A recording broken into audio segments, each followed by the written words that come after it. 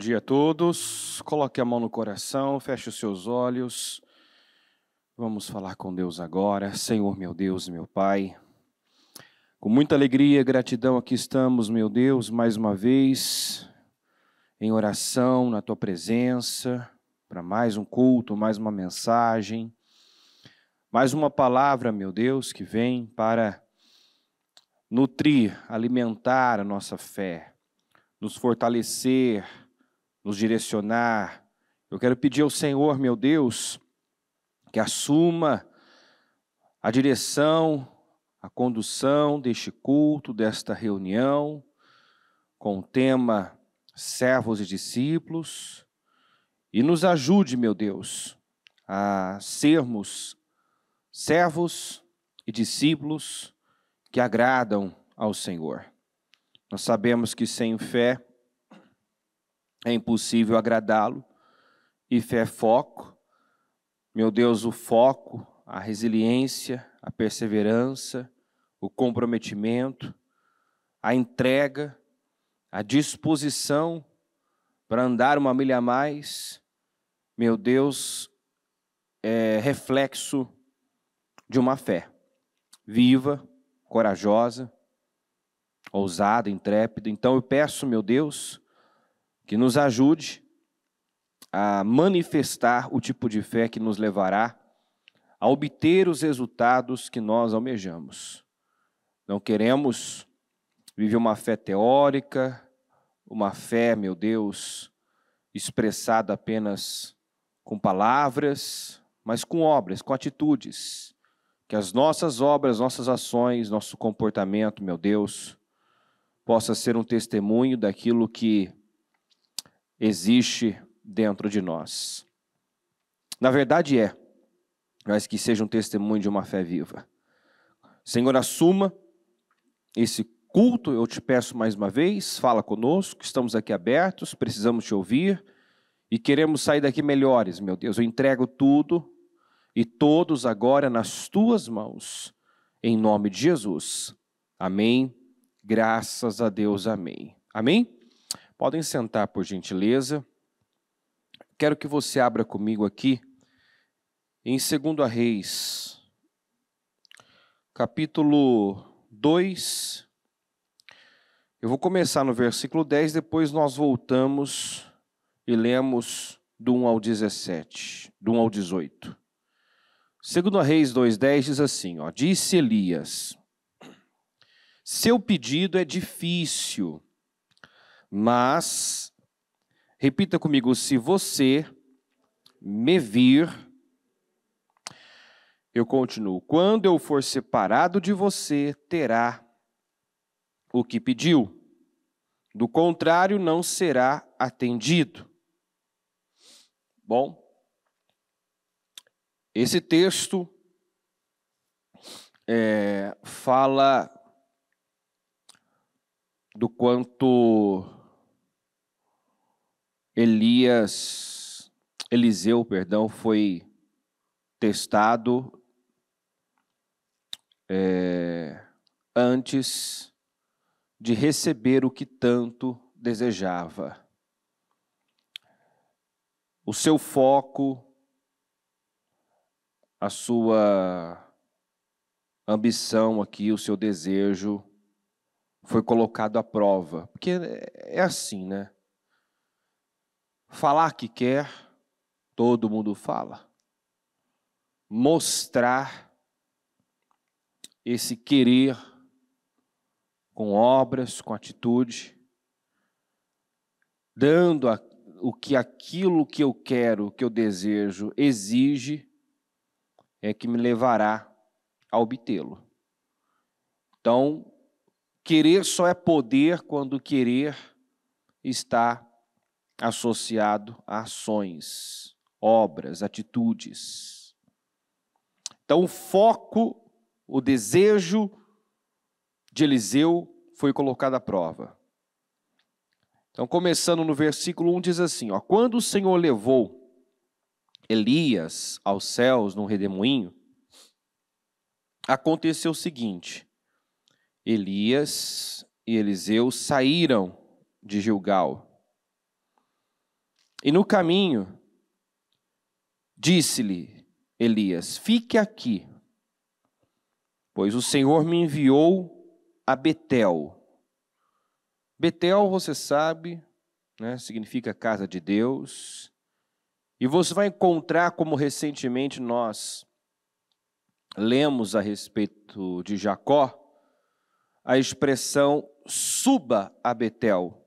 Lembra? Quando ele estava aflito por conta do que os filhos fizeram aos siquemitas, e a direção de Deus para Jacó foi suba a Betel. Betel era um lugar alto.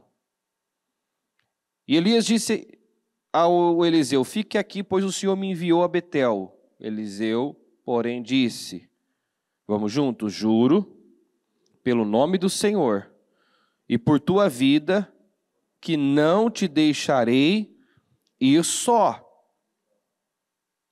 Então foram a Betel. Em Betel, os discípulos dos profetas foram falar com Eliseu e perguntaram: você sabe que hoje o Senhor vai levar para os céus o seu mestre, separando-o de você. Respondeu Eliseu: diga comigo, sim, eu sei, mas não falem nisso.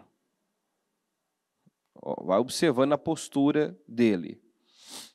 Então Elias lhe disse: fique aqui, Eliseu, pois o Senhor me enviou a Jericó.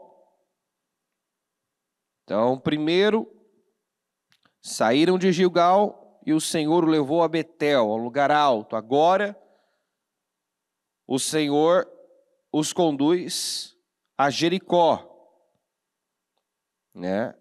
E a resposta do Eliseu foi a mesma: juro pelo nome do Senhor e por tua vida que não te deixarei. Diga, não te deixarei.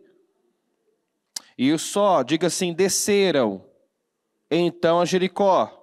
Então foram para um lugar alto, agora foram para um lugar baixo. Em Jericó, os discípulos dos profetas foram falar com Eliseu e lhe perguntaram: você sabe que hoje o Senhor vai levar para os céus o seu mestre, separando-o de você? Observe que foi o mesmo assunto, a mesma conversa. Isso lembra muito a situação que Neemias viveu, a tentativa também dos opositores de tirar o foco, distrair o Neemias. Vamos só para complementar aqui, lá em Neemias 6, no versículo 2 diz assim: Sanbalate e Gesem mandaram-me a seguinte mensagem: venha, vamos nos encontrar num dos povoados da planície de Ono. Eles, contudo, estavam tramando fazer-me mal, por isso enviei-lhe mensageiros com essa resposta. Diga comigo, estou executando, com mais força, pessoal, estou executando um grande projeto e não posso descer. Por quê? Parar a obra para ir encontrar-me com vocês. Diga comigo, eles me mandaram 4 vezes a mesma mensagem. Quer dizer, era o mesmo assunto, a mesma tentativa insistente de distrair Neemias, tirá-lo do foco. Mandaram 4 vezes a mesma mensagem. Diga comigo, e todas as vezes lhes dei a mesma resposta. Que resposta? Estou executando um grande projeto e não vou parar, não vou descer. Não vou me distrair. Então, tanto em Betel quanto em Jericó, os discípulos, aqui usa o termo discípulo, né? Mas você vai ver que esses discípulos não estavam dispostos a tudo, nem focados na coisa certa. Tinham tinha o título de discípulo, mas esse texto deixa bem claro que não estavam dispostos a tudo, a ir onde fosse preciso, passar por aquilo que fosse preciso. Então, o discípulo é aquele que quer a vida e busca viver a vida do seu mestre, né? Eu posso ser um seguidor, um fã, um admirador do meu Senhor, ou eu posso ser, de fato, um discípulo, aquele que imita, que faz, que vive, que vai, que está onde ele está, que sofre como ele sofre, que renuncia como ele renuncia. Então, este é o discípulo. Não é aquele que apenas quer estar em Betel, mas também, se necessário for, vai para Jericó. E quando tem que atravessar o Jordão, como nós vamos ver agora, também atravessa. Quer dizer, quando é mais exigido, porque a travessia do Jordão, cada lugar aqui, nada na Bíblia está por acaso. Tudo tem um sentido, um porquê, um propósito. Então, primeiro foram para Betel, um lugar alto, depois desceram a Jericó, e agora, por fim, foram ao Jordão. E você vai ver que os demais discípulos ali, acompanharam em Betel, acompanharam em Jericó, mas ficaram à distância e não atravessaram o Jordão, porque a travessia do Jordão fala de uma mudança de ciclo. O Jordão é conhecido como lugar da ruptura, foi onde Naamã teve que deixar o seu orgulho, romper consigo mesmo. O Jordão é o lugar do compromisso, foi onde Jesus foi batizado, né? Então, atravessar o Jordão significa elevar o nível de comprometimento.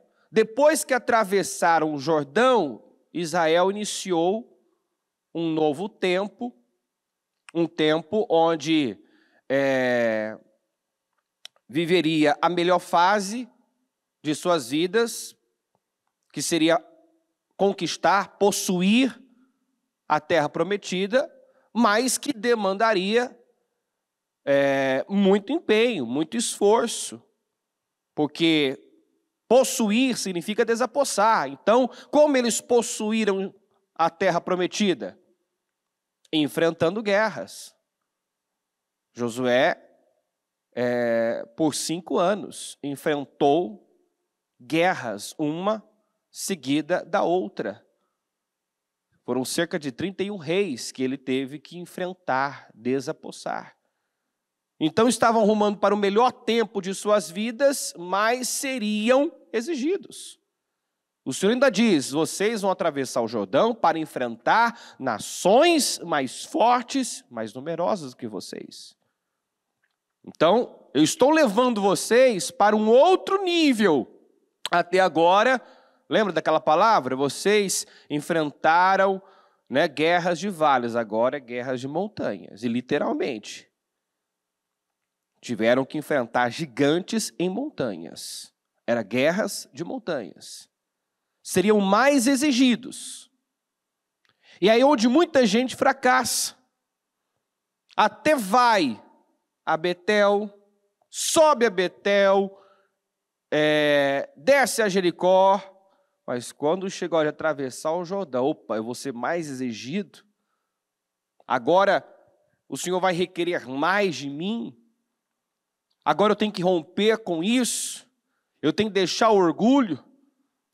Agora,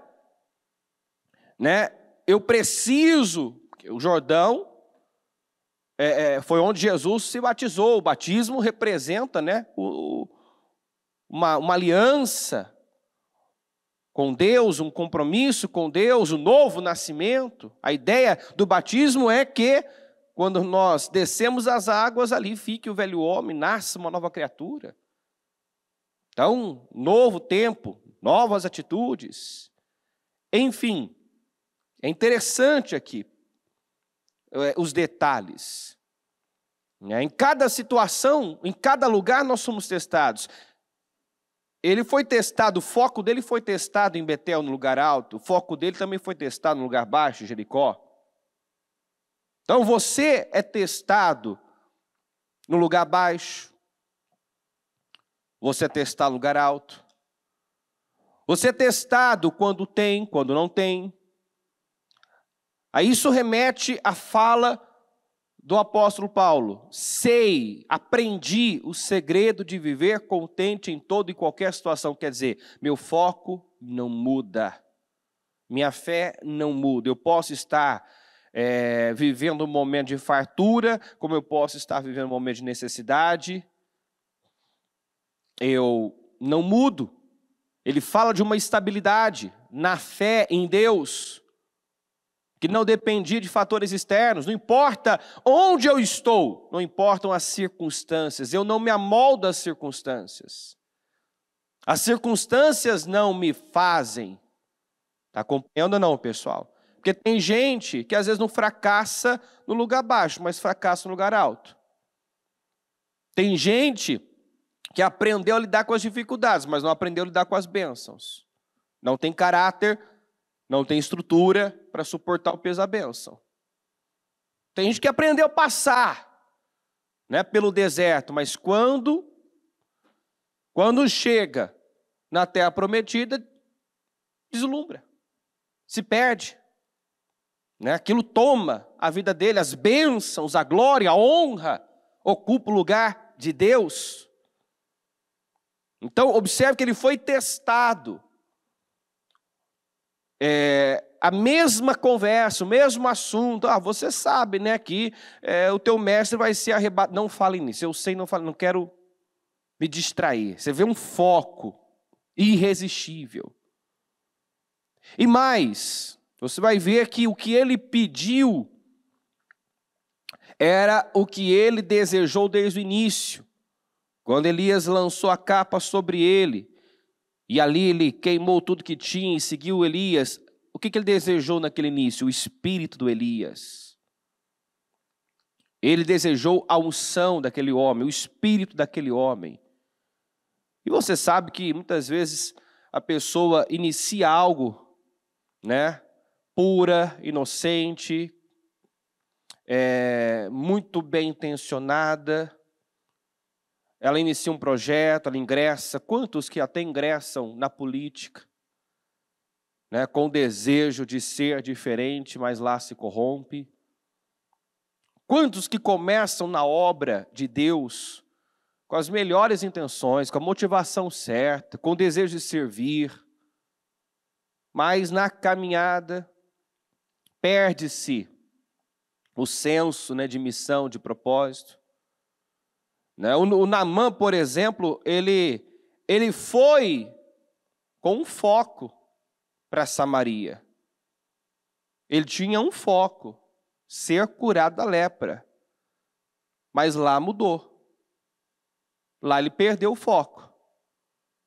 Quando não recebeu o tratamento que ele julgava que merecia receber, o Eliseu sequer o recebeu, mandou o servo falar com ele, ele se ofendeu e a partir daquele momento ficou evidente que o foco tinha mudado. Agora já não era mais importante ser curado, mas ser tratado com honra e, né, com todas as pompas que ele julgava que merecia. Então percebe como é fácil a pessoa se distrair, se perder. E o que deveria ter peso, importância, relevância, agora já não tem. Né? No início da fé, quando a pessoa chega em Deus, chega na igreja e vive aquele primeiro amor, ela assim, ela só tem olhos para o Senhor. Ela só tem olhos para o Senhor. Ela quer Deus, ela vem para a igreja exclusivamente para buscar a Deus. a Deus. Esse é o foco dela. Ela está apaixonada por Deus, ela quer Deus. Mas quantos que na caminhada o foco muda e agora ela até diz que vem para buscar a Deus, mas se ela não recebe o que ela gostaria, seja da parte de Deus ou da parte de alguém, de algum homem, ela reage igual o Naamã reagiu, se ofende, se fecha, né, dá as costas, sai pisando duro. Quantas pessoas que se distraem, perdem o foco. Terminar, diga assim, terminar, é bem mais difícil do que começar. Nosso maior desafio é terminar melhor do que começamos. Como assim? Terminar com aquela pureza, com aquele foco, sabe, com aquela inocência. Às vezes a pessoa chega na igreja, né, sem nenhuma malícia, no sentido de lá só tem gente boa, né, e ela se encanta com o que ela vê no início. Mas com o tempo ela descobre que às vezes dentro da igreja estão as piores pessoas do mundo. Só que elas estão onde deveriam estar, porque se não mudar aqui, vai mudar onde? Concorda? Se a palavra não mudar uma pessoa, quem vai mudar? O mundo vai mudar? Não, elas estão onde devem estar. Então, com o tempo, a pessoa vai, assim, percebendo que nem tudo são flores, são rosas, tem os espinhos, né? Mas isso não muda o que Deus é. Está entendendo? O homem pode errar, falhar, mas Deus erra, gente. Deus decepciona. Mas você não encontra gente decepcionada, gente que parou de vir na igreja por causa do homem? Sim ou não? Alguém já encontrou alguém aí? Por que você não está indo? Então, aconteceu isso, tal, mas o que Deus tem a ver com isso? Não, é porque o fulano, né, sei lá, é pastor, obreiro, tal. Mas o que Deus tem a ver com isso?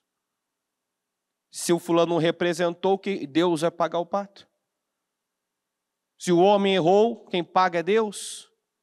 Então falta essa maturidade em muita gente, que perde a motivação, perde o interesse pela obra, porque não aprendeu focar, olhar para Deus, fazer para Deus.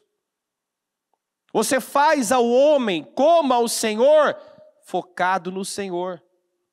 Eu sirvo ao homem, mas o meu foco está em Deus. E eu espero de Deus, que senão eu vou me decepcionar, eu vou me cansar, eu vou me frustrar, eu vou parar. E quem perde com isso? Deus perde com isso? A obra perde com isso? Deus não tem problema com substituição? Se eu parar, amanhã outro está aqui. Se você parar, daqui a pouco outro ocupa o seu lugar. Então falta maturidade emocional, foco na coisa certa, manter o foco, porque às vezes a pessoa começa com foco e se distrai. Então é muito forte isso aqui. O Eliseu, quando teve o seu primeiro encontro lá com Elias, que Elias jogou a capa, ele queimou tudo, porque ele desejou o espírito daquele homem. São dobrada.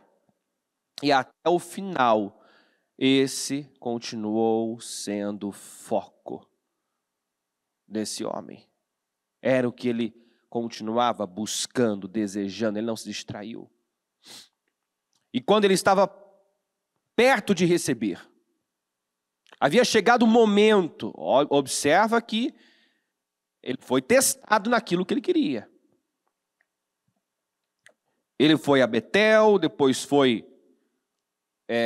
a Jericó, nos dois lugares, tanto lugar alto quanto lugar baixo, foi testado, né? Os discípulos aqui foram usados para distraí-lo, e a resposta dele foi a mesma. Respondeu, ainda no 5 aqui, respondeu Eliseu, sim, eu sei, mas não falem nisso. Igualzinho igualzinho o Neemias, né? Deu a mesma resposta.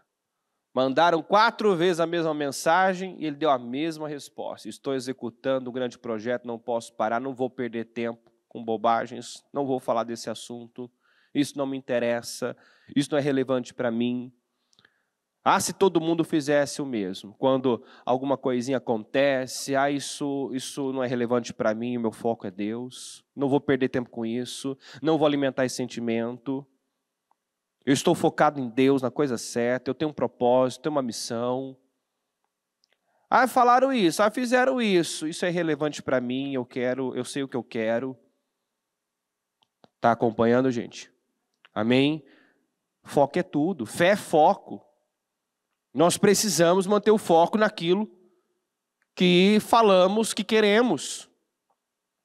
E não permitir que nada nos afaste disso, nos distraia. Deus tem falado que o Senhor vai nos levar, está nos levando a lugares que ainda não fomos. Vamos viver experiências inéditas, mas qual é a direção que Ele tem nos dado? Tem falado repetidamente. Não tira o olhar da arca, não se distraia. Não se distraia. Era o Elias dizendo, fique aqui tentando despistá-lo, porque eu li no versículo 10.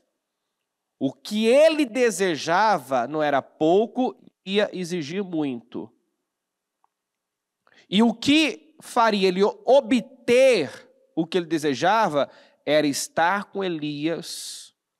Né? Se você me viu quando eu for separado, terá o que você me pediu. Então, ele precisava estar com Elias, independentemente do momento, do lugar, porque às vezes é fácil estar no lugar alto, estar no lugar mais confortável, estar na casa de Deus, mas em Jericó, às vezes é fácil eu fazer o que é certo, o que Deus espera de mim em Betel, na casa de Deus, mas em Jericó.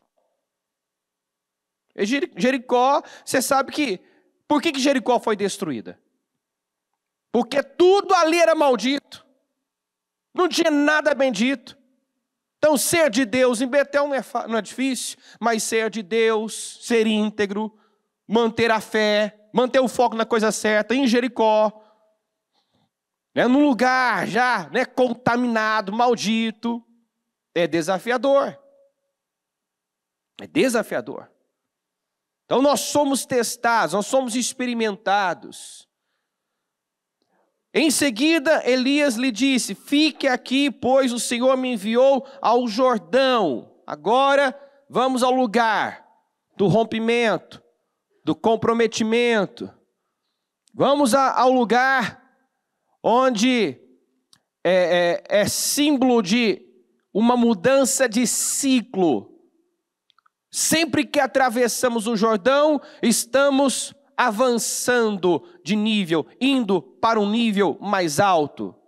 Só que a cada novo grau, novo mal. Ao atravessar o Jordão, o maná cessou.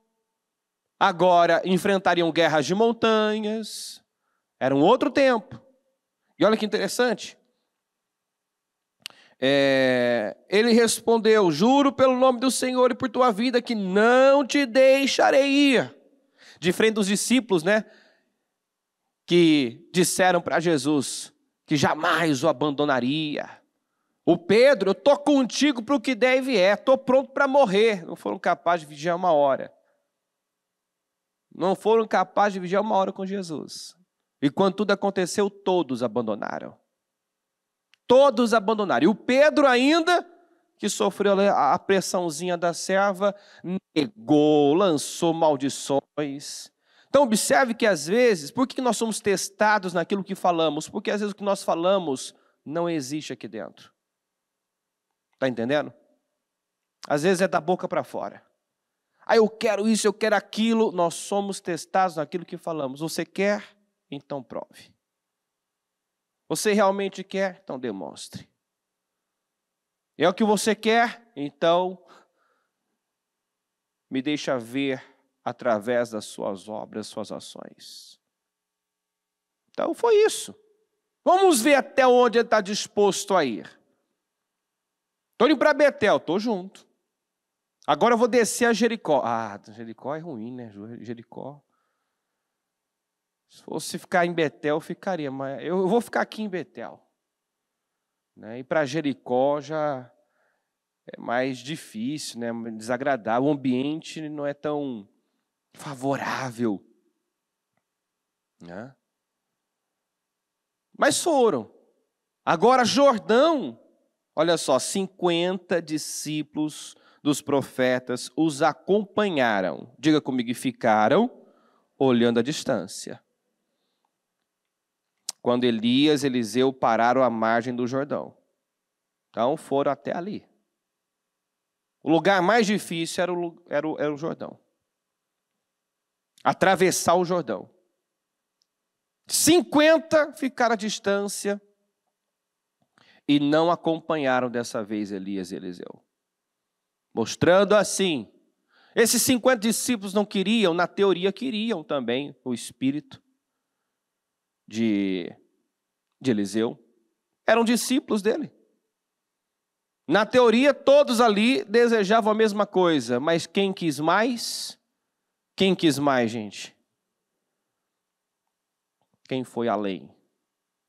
Quem andou uma milha a mais? Quem quis mais? O Eliseu, que o acompanhou em Betel, que passou no teste em Betel, que acompanhou em Jericó, que passou no teste em Jericó, e que foi também para o Jordão e atravessou o Jordão. Deixando claro, eu estou disposto a dar o que for preciso. Aquilo que eu quero exige, eu estou disposto a dar. É como se ele dissesse, tem que romper com o que? Eu vou romper. Eu tenho que me comprometer, eu vou me comprometer.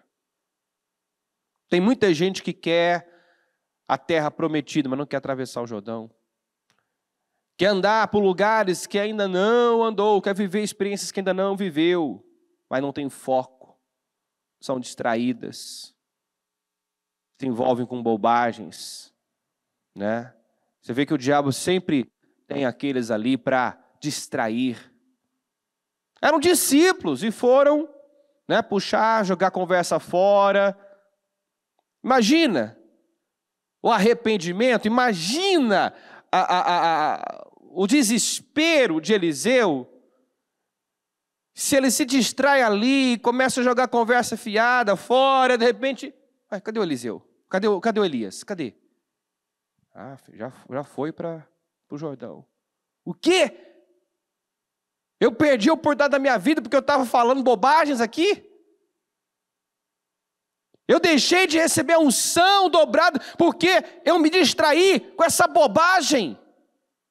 E aí abre o leque, né? Cada um sabe na sua vida o que representa essa bobagem. Essa coisa pequena. Mas é sempre assim. As pessoas perdem coisas grandes por bobagens. O Geazi, por sua vez, deixou de receber porção tripla, porque agora, né, Geazi era o herdeiro do espírito profético de Eliseu, mas foi uma coisa, de alguma bobagem, e perdeu. O Esaú tinha a bênção da primogenitura e trocou por um prato de comida. Um prato de comida, que em determinados lugares você paga o quê? R$1 no prato de comida? Se não receber de graça. Então, quer dizer, quantas pessoas que por não terem foco na coisa certa perdem grandes oportunidades. Deixam de viver a glória do Senhor. Ficaram à distância olhando quando Elias e Eliseu pararam à margem do Jordão. Então, Elias, você vê que isso aqui era esse trajeto também, né?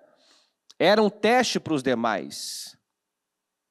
Era um teste para todos. Era uma peneira que estava sendo feita. Era uma peneira. Era para ficar somente quem realmente queria. Então o Eliseu não era o único que estava acompanhando Elias ali. Outros também acompanharam. Mas quando ficou somente o que queria, aqui você já não vê mais o Elias dizendo, fique aqui que eu vou atravessar o Jordão. Não, ali só estava ele e o Eliseu. Né? Então Elias tirou o manto, enrolou e com ele bateu nas águas. As águas se dividiram e os dois atravessaram em chão seco. Aí no 9, depois de atravessar, esse versículo também me remete àquela experiência do Abraão, que depois que se separou de Ló, foi que Deus veio e mostrou a ele toda a terra. Disse, olha para o leste, oeste, norte, sul. Está vendo toda essa terra aqui, vai ser sua e dos seus descendentes. Deus não pôde dizer isso para Abraão antes daquela ruptura. Antes dele se separar do Ló. Mas depois que ele se separou, ele mostrou. Está aí toda essa terra. Onde sua vista alcança, isso vai ser seu e dos seus descendentes. Então, depois de atravessarem, Elias disse a Eliseu, o que posso fazer por você? Ele não perguntou antes. Perguntou depois de atravessarem o Jordão. O que posso fazer? O que posso fazer em seu favor antes que eu seja levado para longe de você?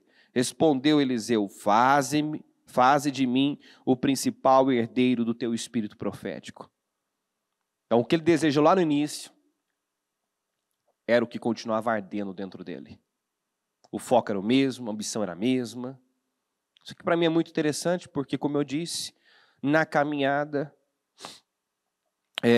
muitos perdem o foco da coisa certa. Se distrai com muitas coisas. Disse Elias, seu pedido é difícil, mas se você me vir, quando eu for separado de você, terá o que pediu. Então, o que ele desejava dependia de estar com a pessoa certa, de estar com Elias, independentemente do lugar, do momento, do horário. Então ele precisava estar com a pessoa certa o tempo todo. Do contrário, não será atendido, quer dizer, só depende de você. Então o que você quer é difícil, mas só você. Só depende de você obter. E só você pode sabotar. Suas escolhas, suas decisões te levarão a obter ou te levarão a perder o que você tanto deseja. Então imagina, ficar ali, exigia foco absoluto, né? Ele não sabia, não foi dado um dia, um horário, podia ser a qualquer momento. A qualquer momento. Na segunda-feira, ninguém esperava que a bispa fosse descer do altar, fazer a unção que fez. Né? Quantos que perderam? Quantos que inclusive aqui perderam essa oportunidade? E quando veio, já era tarde, a bispa já tinha subido no altar. Então, você vê que você precisa estar atento. Aproveitar os portais, aproveitar as oportunidades. De repente, enquanto caminhavam e conversavam, apareceu um carro de fogo puxado por cavalos de fogo que os separou. E Elias foi levado aos céus num redemoinho. Quando viu isso, Eliseu gritou, meu pai, tu eras como os carros de guerra e os cavaleiros de Israel. Era como ele via Elias. Né? Ele via em Elias uma força, uma coragem, uma ousadia. Né? Que ele o comparou aos carros e cavalos de guerra e cavaleiros de guerra de Israel. Quer dizer, via naquele homem a força de um exército. Enxergava nele uma autoridade, um poder, e foi isso que ele desejou, que ele ambicionou e que ele teve. Porque mais tarde o rei Joás também se dirigiu a Eliseu e se expressou da mesma forma: tu és como os carros e os cavaleiros de Israel. Quer dizer, o que ele desejou, ele teve, e isso foi visto, reconhecido. A unção dobrada, fez 2 vezes mais.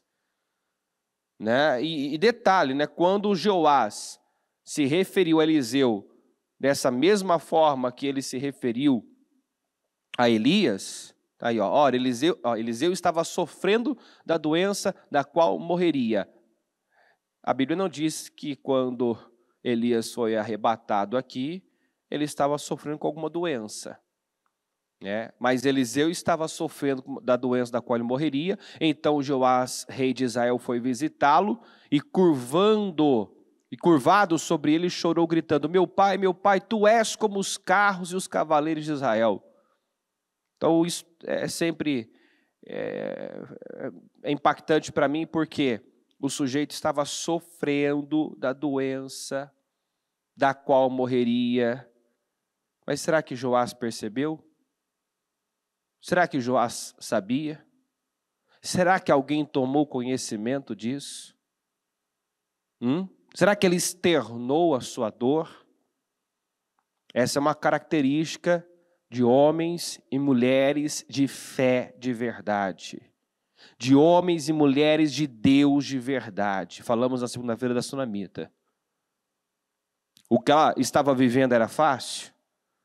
Perder um filho no braço, o filho morrer no seu colo, isso impacta, isso mexe com as emoções ou não? Mas ela nem para o marido expôs a situação. Ninguém soube, exceto o homem de Deus. Para quem perguntava, shalom, fique em paz, está tudo bem. Como é que alguém que acabou de perder o filho está dizendo fique em paz para alguém? Como é que alguém que o filho morreu ali, deu o último suspiro no braço dela, não derrama uma lágrima? Chorou no lugar certo, aos pés do homem de Deus. Mas ali na casa dela, diante dos servos, diante do marido, sorrindo e dizendo: está tudo bem, fique em paz. Não estava nada bem. Não estava nada bem.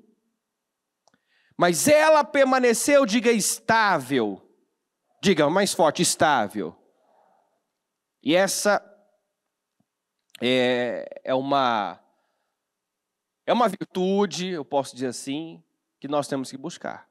Porque Tiago disse: não pense tal pessoa que receberá coisa alguma do Senhor, pois tem mente dividida e é instável em tudo que faz. Toda pessoa vacilante, inconstante, não recebe coisa alguma do Senhor. Se eu quero receber o que eu estou buscando, eu preciso de estabilidade, diga estabilidade, consistência, continuismo. Então, ele foi levado aos extremos, ao lugar alto, ao lugar baixo, ao lugar onde ele foi ainda mais exigido. Agora vamos atravessar o Jordão. Agora é o lugar do rompimento, é o lugar do comprometimento. Ele atravessou. Então ele foi levado a ambientes diferentes, a lugares diferentes, a circunstâncias diferentes. E você vê o mesmo homem, o mesmo foco. O foco na coisa certa, Situações ali para distrair e ele, não fale nisso, isso não é importante para mim, não é relevante para mim. A quantidade de pessoas que perdem coisas grandes por bobagens, que troca Jesus por algumas moedinhas de prata. A quantidade de pessoas que se sabota, não está escrito. É muita gente que troca a primogenitura por um prato de comida, que se vende, que se deixa levar por um desejo, uma vontade, um desejo carnal e joga fora. Coisas grandiosas. Então nós temos que estar atentos à palavra, porque Deus está nos prometendo o melhor tempo da nossa vida, uma porção dobrada, experiências inéditas com Ele, com o poder dEle, mas isso vai exigir de nós. Não tire o olho da arca. Não se apresse em sair da presença do rei. Isso mostra falta de sabedoria. Queira estar no lugar certo. Envolva-se com as pessoas certas. Afaste-se. Você não vê. Você vê que esses 50 parece que estavam juntos. O Eliseu não estava no meio. Não estava. Não vivia naquele montinho ali. Não, ele sabia o que ia. Ele estava com Elias. Estava com a pessoa certa. E no lugar certo. Você vê que os demais sabiam que Elias estava para ser arrebatado. Até disseram, você sabe que hoje, né? Hoje ele vai ser arrebatado. Mas se eles desejavam a mesma coisa, não deviam estar focados tanto quanto, mas é aquilo. Tem gente que diz que quer, mas não quer. Diz que quer, mas realmente o que ele diz que quer não existe dentro dele. Porque quando existe, esse é o comportamento aqui. Ó. O comportamento que se vê é o comportamento do Eliseu. Eu quero e eu não vou tirar o olhar disso. Eu não vou me distrair. Ali quando Elias foi arrebatado, ele fez essa declaração. Tu eras como os carros, tu eras, porque agora você foi, agora sou eu serei essa pessoa. Entendeu? Tu eras, agora venceu o seu tempo, agora eu assumo, eu bebo desse espírito, eu assumo esse lugar. E assumiu mesmo. Assumiu mesmo. Depois pegou o manto de Elias, um pouquinho antes no 12, no finalzinho do 12. E quando já não podia mais vê-lo, Eliseu pegou as próprias vestes e as rasgou no meio. Diga, rasgou no meio. Então, isso era ele realmente decretando através desse ato profético o fim daquele tempo, daquele ciclo de aprendiz, né, de filho. Agora eu serei o pai dessa nação de Israel, o pai espiritual dessa nação de Israel. Ele assumiu o lugar, rasgou as vestes, né, de aprendiz, de filho, e pegou o manto, a unção, tomou posse da unção de Elias. Depois pegou o manto de Elias que tinha caído e voltou para a margem do Jordão. Então bateu nas águas do rio com o manto e perguntou: onde está agora o Senhor, o Deus de Elias? Tendo batido nas águas, elas se dividiram e ele atravessou.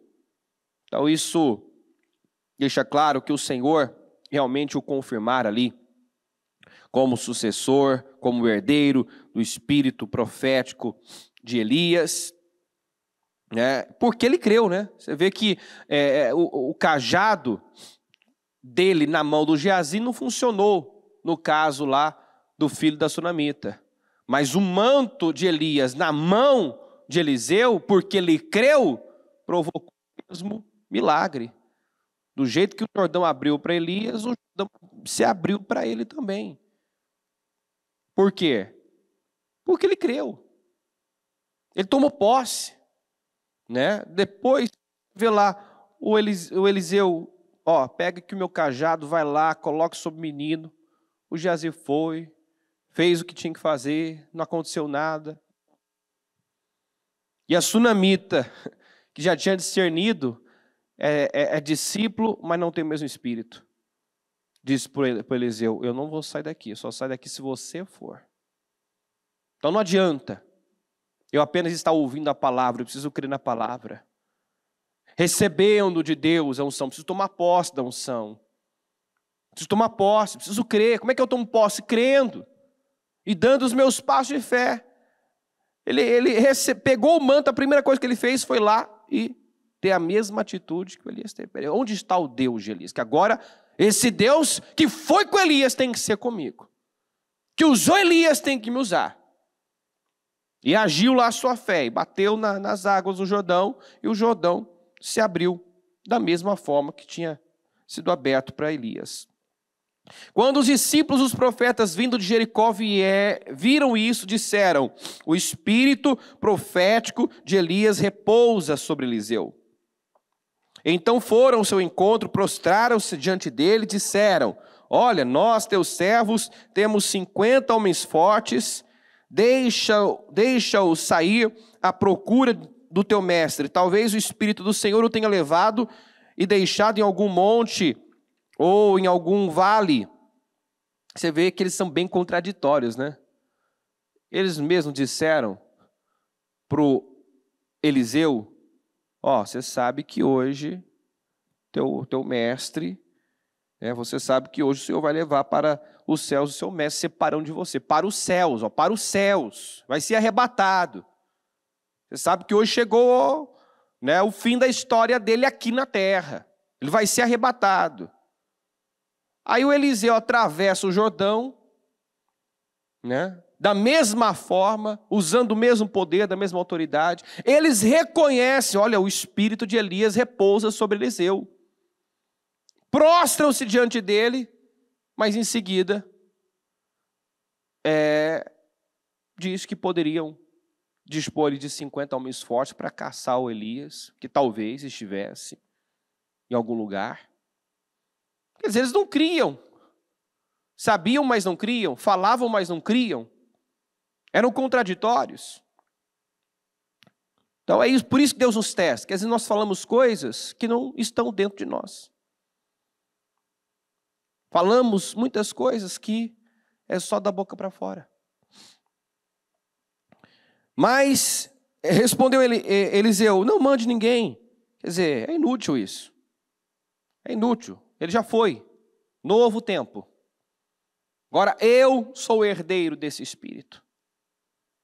Mas eles insistiram até que, constrangido, consentiu. Podem mandar os homens. Querem perder tempo? Então vai perder tempo.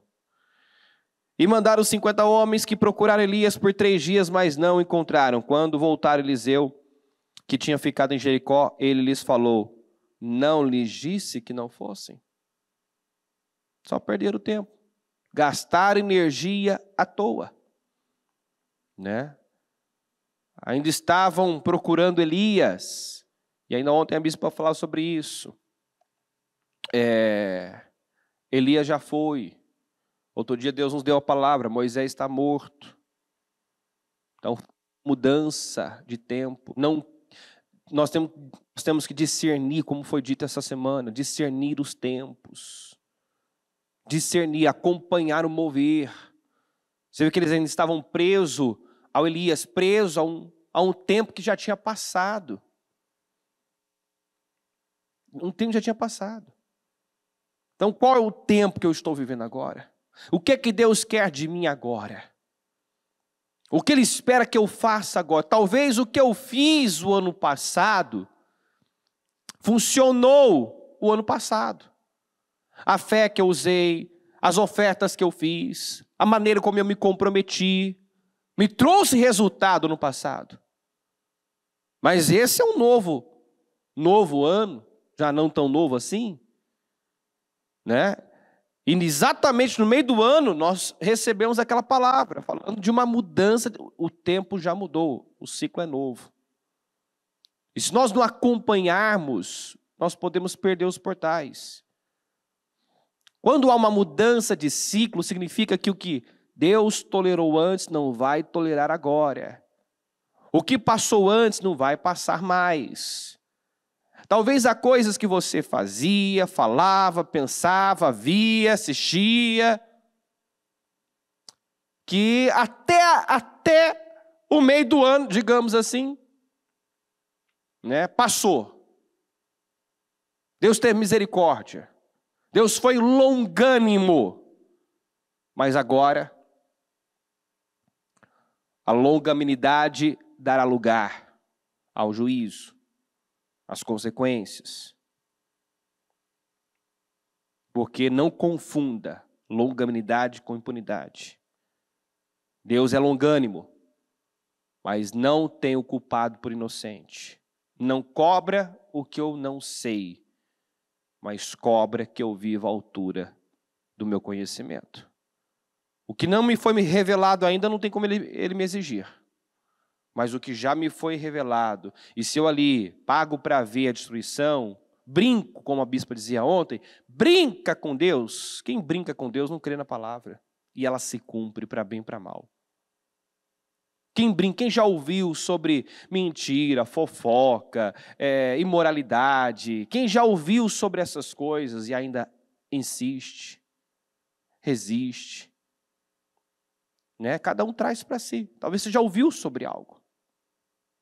E acha que sem romper com isso, sem abrir mão disso, sem renunciar a isso,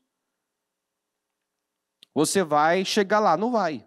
Você vai perder o mover da nuvem. Vai perder os portais. Deus está exigindo, nesse novo tempo, um nível de consagração que talvez você ainda não tem. Um foco que talvez você nunca teve. Uma atenção, uma vigilância muito maior. E se eu não entender isso, eu posso ficar para trás. Então é tempo de subirmos de nível, espiritualmente falando. Como eu disse, o que eu fiz talvez ano passado me rendeu frutos ano passado. E às vezes a pessoa entende isso, né? Puxa, quando eu cheguei na igreja, eu fui tão abençoado, mas depois parece que minha vida parou. Você parou no tempo, você parou de crescer, parou de evoluir. Nossa, parece que no início as coisas fluíam. Você provavelmente tinha muito mais erros muito mais coisas para acertar do que hoje, mas havia uma inocência, uma ignorância e, consequentemente, um nível de tolerância. Você era um bebê na fé. Entendeu? De um bebê você tolera muita coisa. Dá para relevar muita coisa de um bebê. Você não cobra nem que o bebê se limpe. Não é verdade? Você limpa a sujeira dele. Você limpa o cocô dele. Então você o cobre de todas as maneiras. Mas alguém limpa o cocô de um adulto? Que tem autonomia? Não, né? Se bem que outro dia o pastor Diego comentou comigo que nessa onda aí de adultos, né, querendo virar criança, eu esqueci o termo agora que já foi usado aqui, fugiu da mente. Tem já hotéis, é uma reportagem que ele viu, tem hotéis onde as pessoas pagam para serem tratadas como crianças aqui em São Paulo. Alguém já ouviu algo a respeito? Tem hotéis que a pessoa paga para alguém limpar ela, ser tratado como um bebê. Eu esqueci o termo que a bispa usou agora, fugiu completamente da mente. Dessa geração que não quer crescer. Entendeu? Mas isso é bizarro, isso é absurdo. Isso é demoníaco. Né? Uma criança, sim, você cobre de todas as maneiras. O adulto tem que assumir responsabilidade. Tem que crescer. Então, muitos precisam fazer o que Eliseu fez aqui. Rasgou as próprias vestes. Diga, rasgou as próprias vestes. Ele pegou as próprias vestes e as rasgou no meio. Então, aquilo era ele dizendo, fim para esse tempo, esse ciclo, aquela risca que a pessoa faz no chão. Não, agora eu não sou mais aprendiz. Agora eu sou uma autoridade. Agora eu não sou mais um menino, agora eu sou um adulto na fé. Agora eu não cedo mais para isso, eu não penso mais assim, eu não ajo mais assim. Agora eu assumo o meu lugar. Muitos precisam tomar essa decisão. Não, agora quer saber? Eu já dependi demais da fé de outros. Eu vou viver a minha fé. Vou assumir responsabilidade. Já fui demais um problema, agora eu vou ser a solução. Eu serei a solução. Sabe, e declarar. E ter esses atos proféticos. E fazer essas declarações. Eu já fui muito inconstante, eu já fui muito volúvel, eu já cedi demais para isso, mas agora eu sou estável, eu sou consistente, eu sou uma pessoa inabalável na fé, nada mais vai me afetar. Eu já fui cego, mas agora eu tenho visão, eu tenho discernimento, eu não sou levado, eu não sou dominado. Eu já fui dominado por muito tempo, mas agora eu domino minhas emoções, domino meus sentimentos. Eu não sou movido pelas circunstâncias. Então tem coisas que já se repetiu, hábitos, comportamentos que já te acompanharam por muito tempo, mas você pode fazer como Eliseu fez. Rasgar as vestes e dizer, chega, o tempo é outro. Eu não sou mais essa pessoa, eu não vivo mais assim. Eu não penso mais assim, não falo mais assim, não ajo mais assim. Já fui muito orgulhoso, acomodado, passivo, inerte, mas agora eu sou outra pessoa. Eu não sou mais o mesmo. Quem está entendendo a mensagem, gente? Pega a palavra. Pega a palavra. Deus tem unção, porção dobrada para o seu povo. Deus tem um tempo novo, onde coisas velhas não serão toleradas. Deixe o velho para viver o novo. Fique em pé, por gentileza. Pegue o seu propósito nas mãos, coloque no coração. E fale com o Senhor nesse momento. Abra o seu coração. Rasga as vestes. As vestes do orgulho, da incredulidade, da infantilidade. Rasga. Da inconstância, da instabilidade, do egoísmo. Rasga essas vestes hoje. Da mentira, da hipocrisia, da falsidade, da inconsequência, da negligência. Rasga. E deixa Deus te levar para experiências novas, um novo tempo. Pega esse manto, pega essa unção, esse espírito que está sendo liberado, derramado sobre a igreja. Aprenda. Nós somos testados naquilo que queremos. O quanto você realmente quer. Elias testou, deixa eu ver o quanto ele quer. Ô Eliseu, estou indo para Betel, fique aqui que eu vou para Betel. Não, vou junto, não te deixarei só. Agora eu estou indo para Jericó, um lugar mais difícil, um lugar baixo. Não importa. Eu vou estar onde o Senhor está. Não importa se é um lugar alto, um lugar baixo, um lugar fácil, um lugar difícil.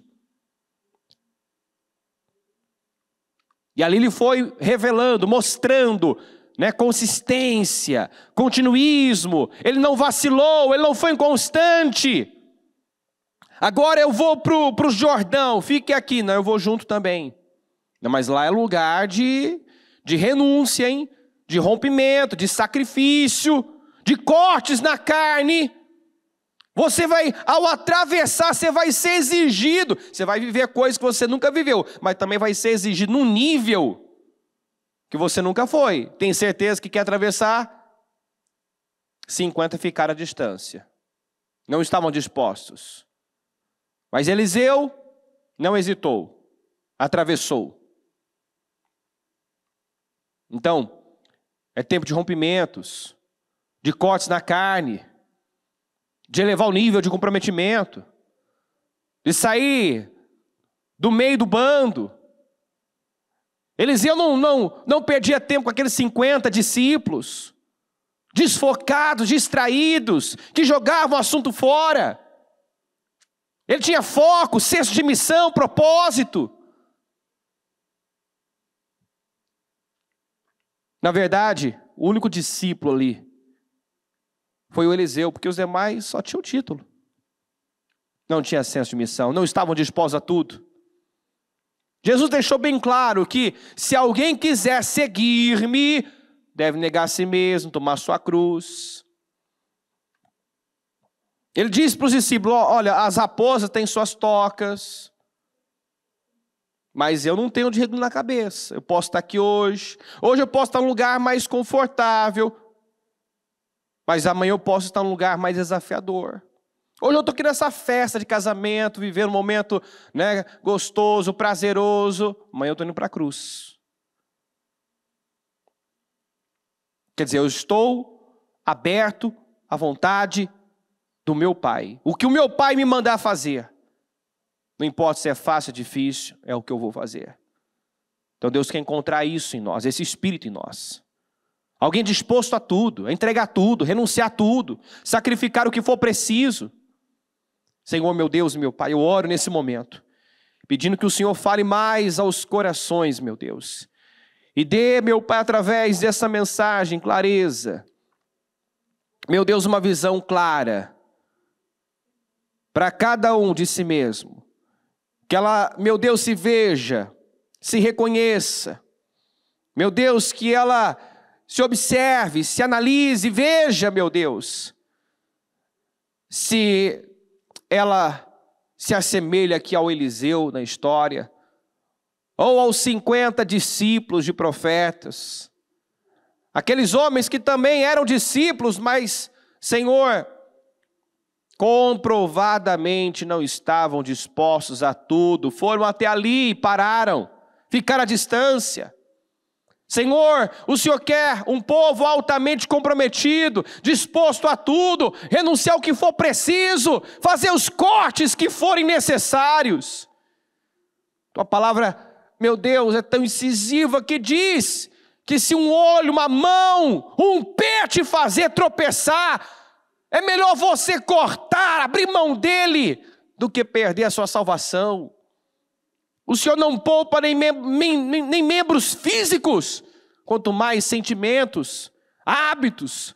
Então, meu Deus, seja qual for a mudança, a libertação, o rompimento que precisa acontecer, que aconteça agora, que é exemplo de Eliseu, ela rasgue as próprias vestes, ela rompa, meu Pai, com o velho padrão, meu Deus, que ela deixe a infantilidade, a imaturidade, meu Deus, que ela se livre do orgulho, que ela se livre, meu Pai, da inércia, da passividade, da incredulidade, de tudo aquilo que até hoje, meu Pai, teve poder sobre ela, e que vai ser um limite, não vai deixá-la avançar para uma glória maior, sem que ela rompa com isso.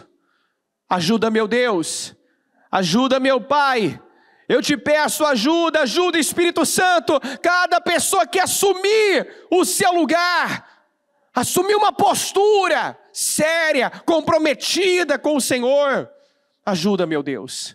Faz uma grande obra, porque promessa o Senhor tem. E não são poucas as promessas que o Senhor tem nos dado nesse período.